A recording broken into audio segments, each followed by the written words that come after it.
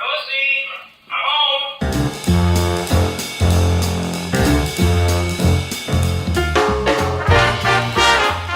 Welcome to the Fellowship. My name is Adam Hawk. Sitting across from me in room 133 downstairs in a suite at the Desi Arnaz Hotel just behind the 11th green of Indian Wells Country Club is my business partner, my best friend, and a man who just pulled off an event for a century that you can read about in Monday's edition of the Desert Sun. Ryan Engle, how the hell are you?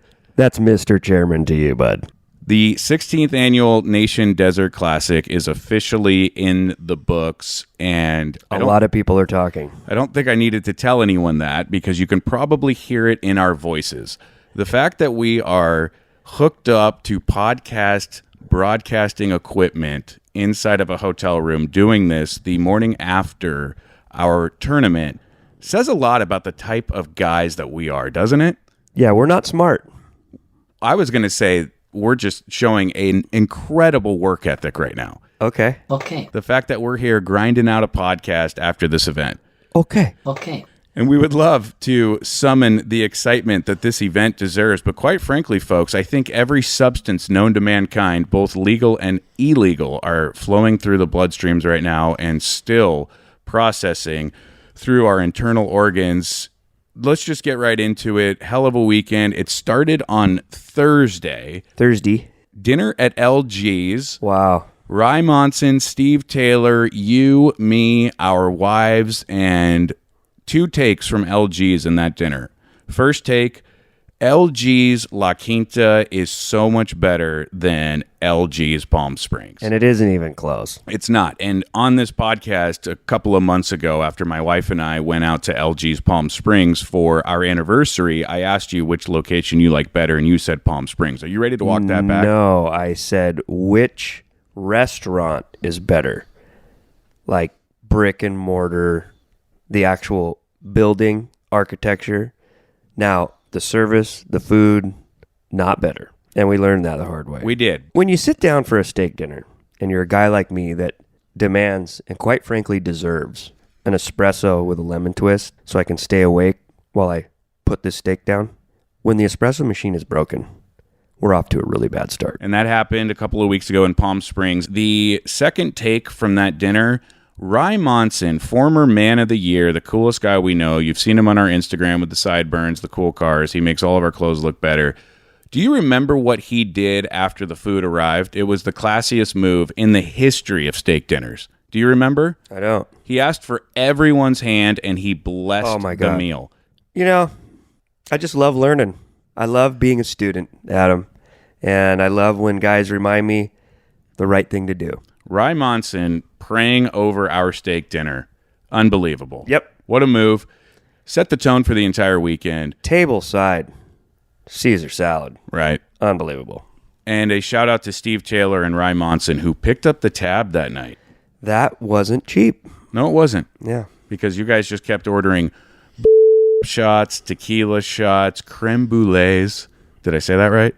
I think it's brulee. Is it not? Okay, well, whatever. I had like 4 scotches. Mm-hmm. That shot of tequila that we had with espresso at the end of the meal, we had an espresso separate from a shot of tequila. That was Rye's order. And when Rye ordered that after the guy blessed the meal and picked up the tab, of course I'm doubling it. Bring that to me too. Why wouldn't I want that? The biggest tequila shot of all time. Took me 2 gulps to get it down. And that was not good. So we finished dinner Thursday. We hop in 2 different vehicles to go back to Rye Monson's place. For some reason, the car behind us, which you were in, decided to make a pit stop. Is there anything better than saying, hey, let's ditch those guys? If you're the one being ditched, like me, there's a lot of things better. Well, we thought it was really fun. Did you? So we got in Rye's classic Starfire. It's in a desert rose pink.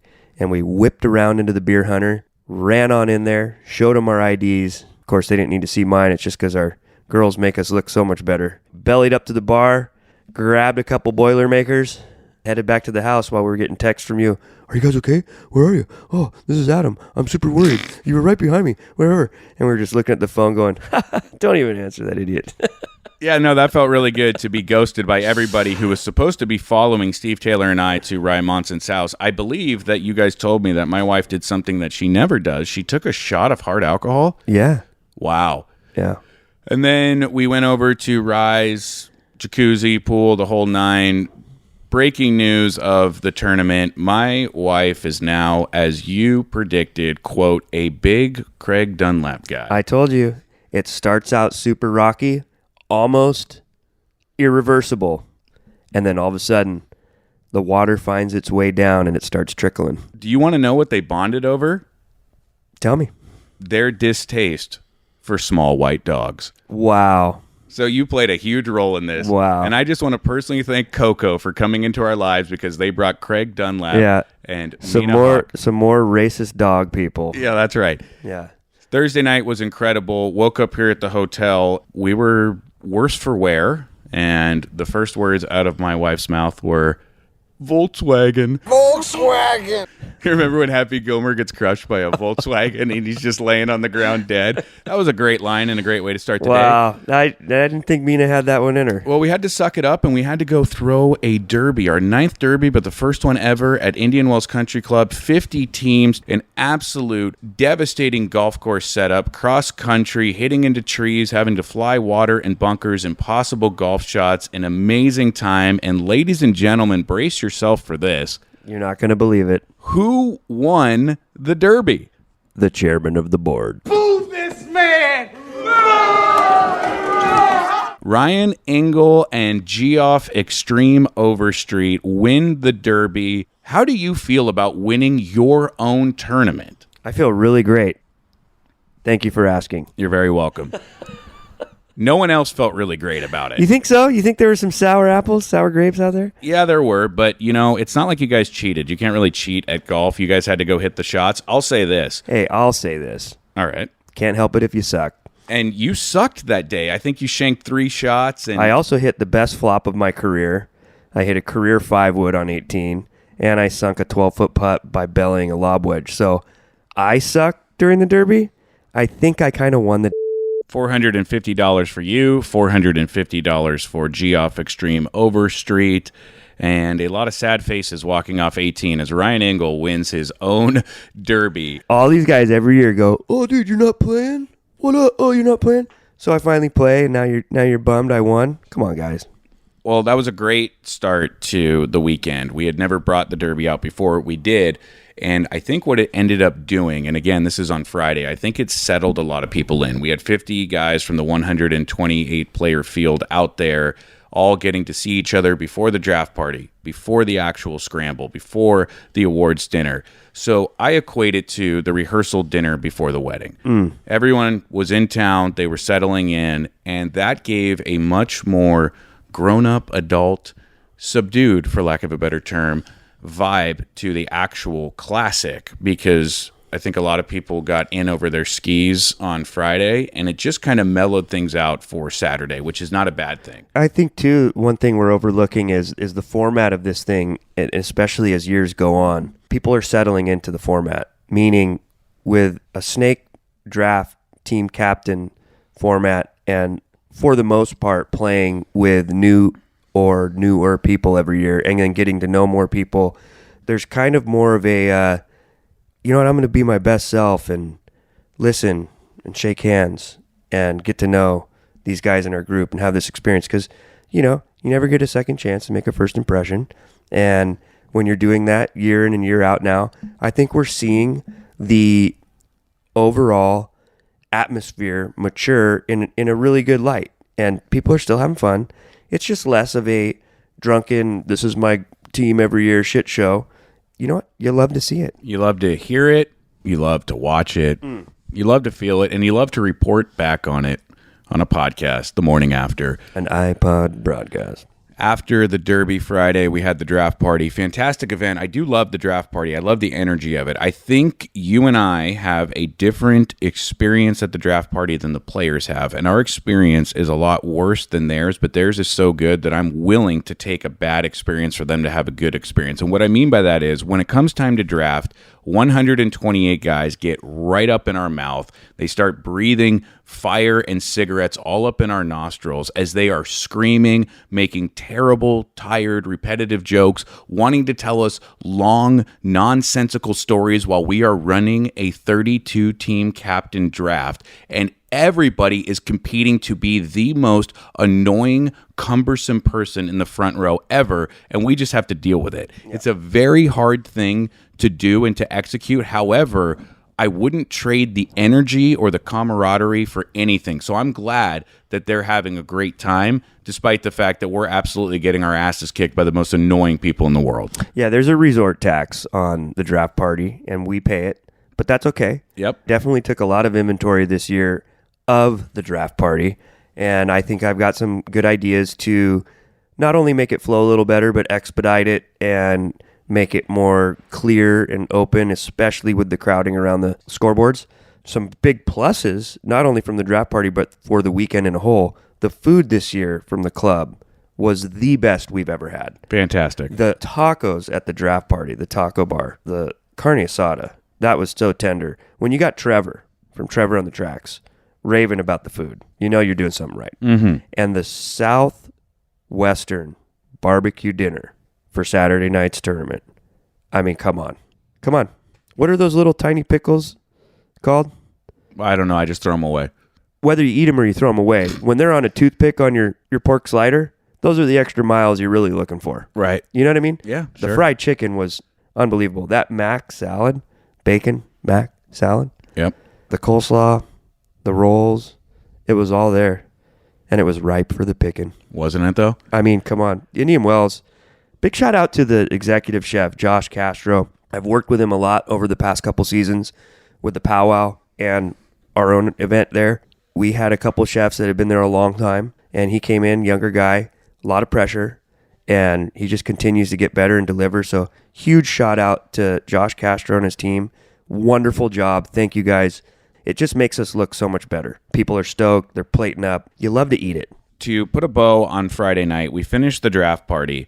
We have been going nonstop since Thursday. We go LGs into the Derby, into the draft party, and then you and your wife text us and say, we're coming to pick you up. We are going on a cove run. And this is when you take the classic carts out to number 5 fairway, look at the mountains lit up, get your bare feet in the best grass of all time, and just sit there and look at the arrogance of man as you smoke a cigar, a cigarette, a marijuana cigarette if that's your speed, and it's just a great time. It's a great tradition. So you, for your 5th anniversary with Katie Kai, bought her a 4-seater classic Cushman cart, and I remember when you were taking the phone call from the dealer on it, and the dealer was like, hey, the only thing we know about this golf cart is that it's a golf cart. And you're looking at me and you're like, should I get it? What should I do? I don't know. It looks good in the pictures, but like, what if it breaks down? And I'm like, dude, I don't think you should, because if it breaks down during this weekend, we got a huge problem on our hands. Plus, you don't know how you're getting it back. You don't know how you're storing it. You're going to have to do some work with it. It's very expensive. I don't think you should do it. You nodded to me. You put the phone back up to your face and you said, I'll take it. I'll take it. And you love to take it. Yeah, and you did. So you took it. You gave it to your wife, Katie Kai. We go out on a cove run Friday night. We are following behind you. Here's the greatest part about this cart that you gave her. One, there are no lights, so she can't see anything. No, one of the lights worked. Okay. And she just didn't know how to turn it on. And 2, the windshield is absolutely smoked, so she can't see. So she's hanging her head out the side of the cart with a headlamp on that her dad gave her as we are barreling down, trying to keep up with you and Matthew Shadbolt, who are leading the charge. It's dead-ass dark. It's sketchy as hell. We're bumping around in the back, my wife and I, because this thing's got 0 suspension. The cart dies just like I had predicted that it would. We have a situation on our hands. You had to push her cart back with your cart. Shaddy got in her cart, had to pilot it with no control in reverse the whole time as you pushed him back. Your Nose to nose. Nose to nose. Your cart's overheating. Here's the best part. Yep. One of the amazing variables of the cove runs is the sprinkler system. You find a spot in the cove to blanket up, drop anchor, and have your little picnic, your little arrogance of man picnic. You see the sequence of the big old sprinklers coming, and every now and then one just pops up when you don't expect it, and it's a fire drill to just run to your carts and switch positions. Sometimes you get a little wet, and when you do, you kind of laugh like a little schoolgirl. It brings you back to your adolescence, and it's just super fun and giggly. That's part of the fun of the cove run, is switching spots because the sprinklers come to get you. The other part is when it's time to drive home, the sprinklers are going, so you're bobbing and weaving around the fairways to get home, going around sprinklers and timing them. You have to stop sometimes, wait for it to go by, and then zoom across, and sometimes you get a little wet, and it's super fun. Well, that being said, Adam, when you're pushing a cart nose to nose and Shaddy's going backwards and it's pitch black and you have to stay on the cart path because those old Cushmans are made of steel and they're about 1,200 pounds each. And when one's dead and you're pushing the other one with another vintage one, things are a little dicey. You can't do it in the grass. You got to just go on the cart path because you need the maximum roll. There's no stopping, and there was also no stopping on the sprinklers. And we took some violent, high-pressured, 40-foot sprinkler streams to the dome. Yep. Multiple times. I thought at one point you were decapitated. I got hit so hard. I took so much reclaimed water in the ear hole. It rattled me, dude. And Shaddy's just going, mumbling because he's so drunk. He's just going, "You keep going, don't stop. And I was like, what are you even saying, dude? It was amazing. And you know what, Adam? I don't regret any of it. Right. The mishaps make the best stories. And we'll be talking about that nose-to-nose push job for the rest of our lives. Here you go, honey. Happy 5th anniversary. Here's the shittiest golf cart I could find you. Good thing it broke down that night and not during the tournament. So that's the conclusion of Friday night. Saturday, we wake up. It's just all hands on deck as we rush to the golf course at 7 in the morning while the 128 players just saw some logs in the comfort of their hotel bed. As we get everything ready, we're bouncing back and forth between the club. We're getting everything out of your house down to the golf course. We're setting up 6 tents. It's just an insane thing, but we've got a lot of great help, so we get it all set up. And the players come, and the check-in party starts, and we're off. We're off and running, and it's just a great time, and it's good to see everybody. It's good to see all your best friends in one place. Like I said last podcast, everyone's got their feet on the ground that they have been waiting to get to for 6-7 months, and it's a bucket list item for a lot of people. It's a once-in-a-lifetime event for a lot of people. We had people, Keith Garner in from Cleveland. We had Joel Jolicoeur celebrating his 40th birthday in from Alberta, Canada. We had some guys from Arizona, New York. Arizona.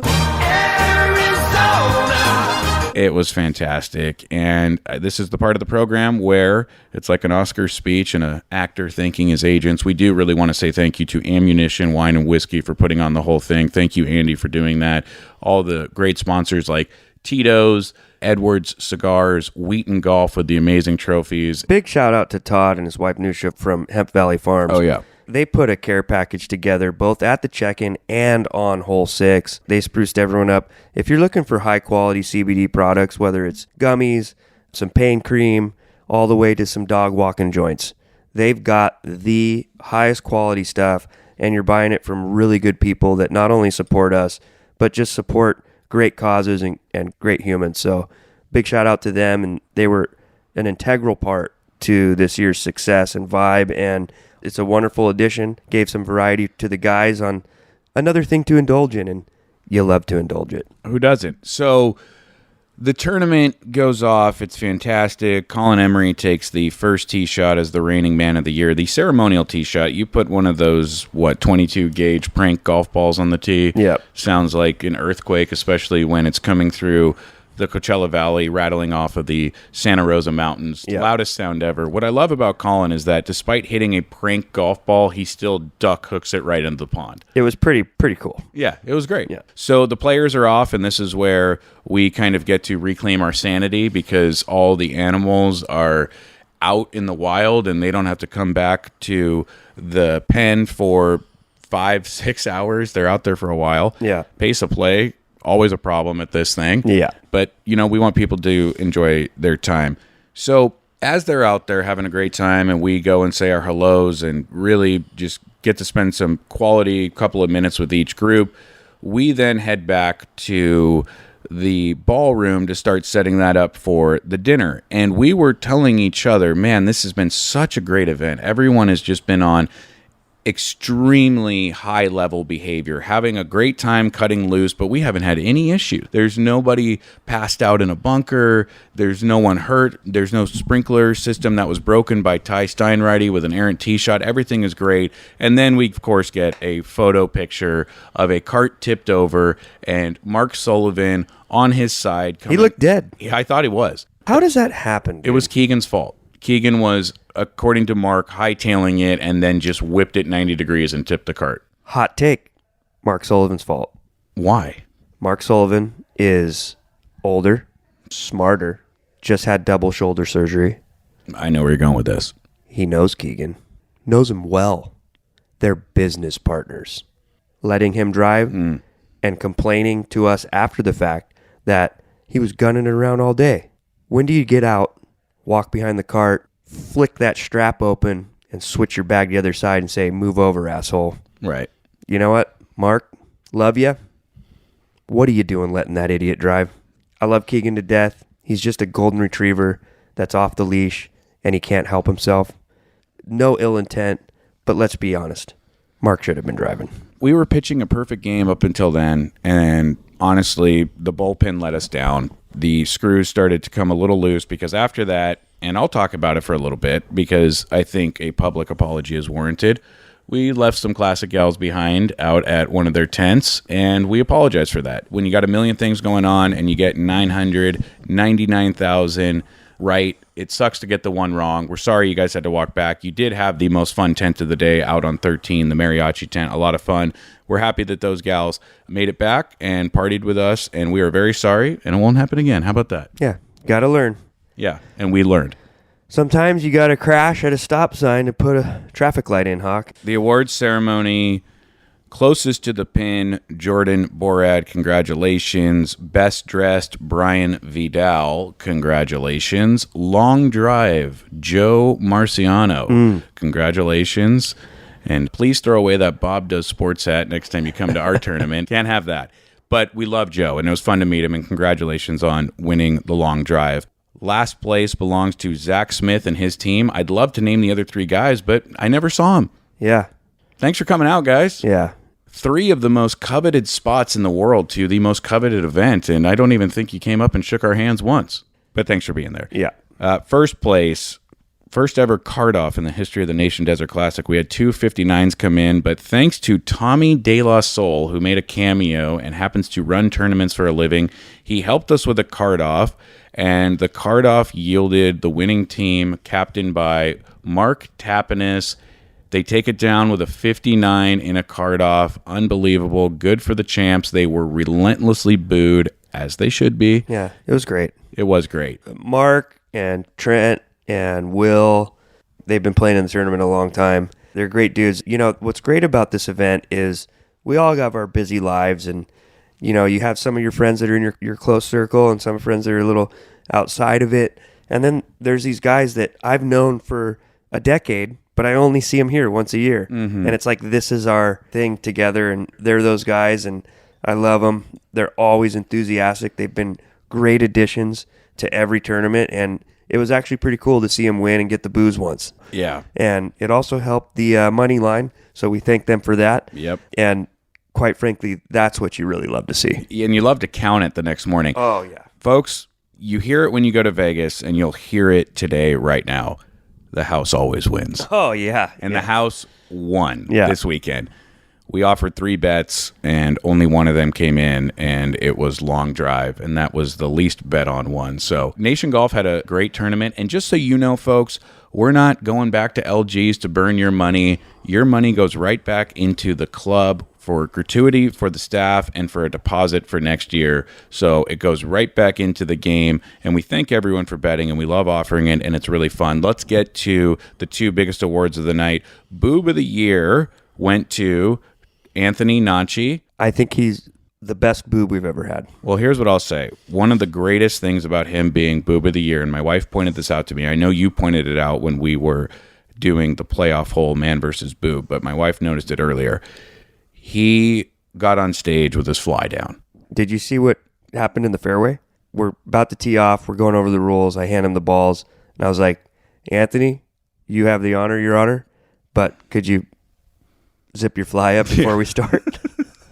Yeah, so classic boob material. You can't write this stuff. He comes up and his fly's undone. And then he tried to make a speech and everyone just cut him off and said, just get in the back. Yeah. It was great. Yeah. And then you really opened up your heart for everyone to see, and you gave the Man of the Year to Matt Gillis. And you said it in your speech. This is a guy who could have and should have won 10 years ago, and a guy who could and should win every year. Matt Gillis, we've talked about him before. If you go back and listen to an episode of the podcast called A Drunk Sandbagger, it was all about Matt Gillis. He is the glue guy. He holds everyone together. He has a weekly Wednesday game at San Clemente Municipal Golf Course. He would give you the shirt off of his back, then give you a place to stay, give you all the money in his pocket. Just the nicest, sweetest human being. I've never seen him in a bad mood. I've never seen him be mean to anyone. This guy was just put on earth to brighten everyone's day and to keep his friends together. You poured your heart out for him in that speech. You started crying, he started crying, and the whole room gave him a standing ovation because everybody who knows Gillis knows that guy is the man of the century. Oh, dude. Shaddy and I have talked about it a number of times. We obviously knew that he was going to get one and deserved it many times. But every year there's certain things that happen. We always want to share the shine and show everybody that the whole point of this thing is to recognize and honor everyone one guy at a time, for the littlest things to the biggest things. But that the whole idea of this is to celebrate how lucky we are to breathe this air and breathe it together and lift each other up. And Matt is, like you said, he is the man of the century. He could have won every year, and it was an honor to honor him this year. Yep, I know that meant a lot to you, and I know it meant a lot to Gillis, and to share that stage with you guys was great. So they go out to play the Man versus Boob playoff. You've got Gillis versus Nanchi. For the first time in the history of the Man versus Boob, instead of having to play a vintage blade 7-iron while swinging in a new jacket that you just won as an award, we put some 56-degree wedges in their hand. This was intentional, folks. We have been playing the Man versus Boob the last couple of years in damn near pitch darkness, and there is a crowd assembled around the 18 green as these guys are 150 yards out. And not just a crowd, we've got kids out there. Mm-hmm. And it's all fun and games until a kid takes a golf ball off the head. And that's just not something that we want to have happen ever. So you put these higher lofted clubs in the hands of, well, at least Gillis. You know you're going to get a good shot. Nanchi stone cold missed his first one completely, just absolutely whiffed on the And golf Matt, ball. the man of the year he is, he's like, oh, it's just a practice. That doesn't count. Yeah. And that's man of the year behavior right there. Yep. And it didn't matter because Gillis hit one up to the green, great pitch, nice lag putt, tapped it in to the adoring applause of everyone. Just the most deserving man of the year of all time. And then the best part of the classic, everything is over. Everyone just stays out on 18. Ties one on under the moonlight. Some nice sentiments expressed, a lot of handshakes, a lot of people coming up to you and I saying this event is absolutely just top notch. It's killer. I can't believe that you guys pull this off. And man, we're happy to do it. And we love hearing that from people. And we can't wait to see everyone again the next year. And I think this year was probably the earliest we ever called it. Everyone was out by 9 o'clock. The country club locked the doors on us. I think last year it got a little away from us, and I think it was probably on the BEOs and their notes on the back end to be like, Yeah, right. Well, that sucked for me because I left at 9 o'clock and needed to get back into the men's locker room. So I had to make a very early jaunt back to the club today to get some very important things from a locker that I have been using since the powwow. Yeah, well, what are you going to do? We ended the night in the driveway, behind a van, in front of a garage door, in beach chairs, Uber eating Wendy's, Frosties, and bacon cheeseburgers, eating mushroom chocolates, and drinking Miller Lights. You have this beautiful starlight, mountain, green grass, fountains, lakes all behind us, and we're just sitting like hobos in a driveway, and we had just had a wonderful time. Anthony Nanchi, Boob of the Year. He was an idiot at the draft party, and that's why he got the award. But harmless idiot. Last night, he was peaking. Man, he had us in stitches last night, and he was wearing the jacket. It was really a special, interesting way to finish the whole experience for us, and we just had a ball and stayed out there way too late. but it was really neat. You know, the Boob of the Year thing, I was explaining it to him, like, there were a lot of guys that should have got it. But for one, you have to be able to take the joke and handle it. So it takes a special individual, right? And two, it's easy to be like, hey, look, bro, you messed up this year and this, that, and the other. So giving an award for that is kind of like a negative thing, right? Mm-hmm. Whereas like there's more of a cheeky, fun-loving way of doing it and giving it to a guy who can take the joke. The Boob of the Year is the hardest thing to do. 100%, because you're right. There's a negative connotation to it. And so you have to find the guy that has no problem laughing at himself and also knows that this award is given out of love. It's also a big deal. You're getting a prize, you're getting a jacket, you're being honored, you're going to go play on the recap video in front of everybody. You become a star for 30, 45 minutes. Yeah. And on top of that, you write your name in the folklore history of the Nation Desert Classic, and more than likely you will be hitting the ceremonial tee shot at the next year's Classic, which is amazing. And I just got an alert on my iPhone that my screen time was down 20% this week. God, you just love to see it. Love it. Powwow Nation Desert Classic. You're not on your phone. That is fantastic. I haven't taken one picture on my phone since Thursday afternoon. Nice. Yeah, it's great. That's wonderful. I haven't checked my Instagram. I haven't done jack shit. There are a lot of people, guys and gals, that help us with this tournament. It's not just you and I. The staff at Indian Wells, the Nation Desert Classic gals, everyone that says, hey guys, can I pitch in? Can I help? Can I carry a table? Can I do this? What can I do for you? And we love that. Thank you to all those people, but especially a huge thank you to Craig Dunlap. Craig Dunlap is single-handedly over the years and every year, not only the biggest helper, he's the heavy lifter. He does things without even asking. Right. He sees the future. He knows what we need, and he's just always on it. And if there's anything we do need and we call on him, it's done. It's done. And here's the difference between Craig and me. I have those same inclinations in my head, and I want to do those things. I just can't. Born with 10 thumbs. Your hands suck. I can't put up a table. So I have to rely on Craig a lot, and Craig comes through in the clutch, and we love him for it. Yeah. And beyond just being the most relentless giver and worker for us, he's also the funniest guy on the golf course. Oh my God. He's the best. So shout out to Craig Dunlap. We love you, man. Thank you for everything. Do you have anything else on the Classic before I give a totally unrelated Classic shout out? This won't have anything to do with it, but do you have anything else? Paul Cox, the director of golf at Indian Wells, the director of fun. He's the best. I got to ride with him for a couple hours in my cart, just coming up on groups and spend some time with him. And he was our point man for everything. He took the job of the events coordinator for me because we had someone leave at the club, and he handled everything, directed everything, still showed up, gave the guys so much enthusiasm, chopped it up with me in the cart, and we just had a wonderful day, and just can't thank that guy enough. Love that guy to pieces. He's just a great human, and he is such a perfect fit for this club. It's just amazing. Katie Kai's dad helped me with the tents this year, and we had a plan to take them down right after check-in. And I've always historically liked to leave them up because of the branding on the banners, but buttoning that up straight away and having him put it in the van and take the van back to the house, and knowing I don't have to deal with that, stress about it, think about the wind, think about all that stuff, that took a huge weight off my shoulders, and I think that helped my vibe this week. I really focused the entire time on my attitude and how I talk to the help, excluding you.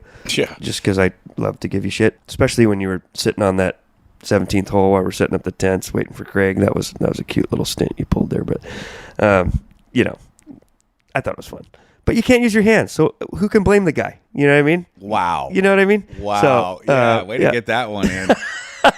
Whether it's Steve getting the ice, or Ryan Preston helping with the tent, or you just running errand after errand, putting the scorecards on, Katie Kai's dad breaking things down, having some of the staff help me run things to holes, Craig doing enormous amounts of heavy lifting. We wouldn't be able to have this kind of event without everyone having all hands on deck. It takes a village, and we're very grateful for all of it. 100%. I echo all of those sentiments. And it is a players' tournament at the end of the day. I think the reason everyone has such a good time is because you took the credo of your grandfather, who ran a tournament like this for 30 years, and he told you and he told his guys, it's all about the player. Yeah. Put the player first, and the rest will take care of itself. And so I think that's why everyone has such a good time, and we are very well resourced with everyone that helps us. So that is the recap for the 16th annual Nation Desert Classic. If you're a listener who wasn't there, sorry, this was very self-indulgent, but there are 128 guys who hopefully will get a lot out of this episode, and everyone else listening who hasn't been to one of these events, you got to make it a point to get out here. You just have to do it. We have people that show up who don't know anyone, and then they make friends for life, and that's probably the most rewarding part of the entire Nation Desert Classic. I do want to give a very, very special shout out to my friend Jason Neibel. He is a coworker of mine. We've worked 2 jobs together, and he's a massive fan of yours and a huge listener to the podcast. This weekend, he is celebrating 5 years of being cancer-free. Wow. Which is absolutely amazing. I love this guy. He's one of my favorite people in the world, and I honestly think of him as like an older brother. And so to have him be celebrating 5 years cancer-free and for him to still be in my life is amazing, and I just want to give that guy a shout out. So stoked for you and your family, and very happy that you're in my life. Congratulations, 5 years cancer-free. That is amazing. I love you, dude. So that's it from me. Do you have anything else you want to add, or are we good to go? Can we start to pack up and get out of here? Oh, man. Yeah, I need some pool time. We're going to Ray's tonight, Casuela's Cafe, family's favorite Mexican food place. Weather's a little cooler today, so we're going to use this day as a wind down because we need the heat. We want some pool days. We want some sun. We're doing the lazy river at the Hyatt tomorrow. You know, pina coladas all day, and you love to drink it. Yeah, and you know what? I hope you enjoy your vacation for these next 3 days. I'm about to load up a Hyundai Tucson, get back to Alhambra, pick up my kids, and go to 2 soccer games. Shouldn't have signed up for that. Thank you, everyone, so much for listening. And by the way, you got to give us credit. The fact that we showed up with podcasting gear and we're doing it in a hotel the day after one of the most epic 3-day runs of our lives. I mean, I want to give credit to us. Let's also give some credit to our wives. Having them be the classic gals and run all that and the chaos of the check-in and dealing with all these idiots on the holes, that'd be like them being like, hey, you guys want to like work the bar at our Sunday brunch next week for girls' night? Right. It's like, we couldn't do that. We would blow it. We wouldn't want to do it either. Yeah, and the fact that they do this for us and they do it so well and they put up with all of our bullshit, thank you, Mina. Thank you, Katie Kai. On that note, thank you so much for listening. When Ryan gets back from vacation, we'll track another one of these next Monday, and we will talk to you then.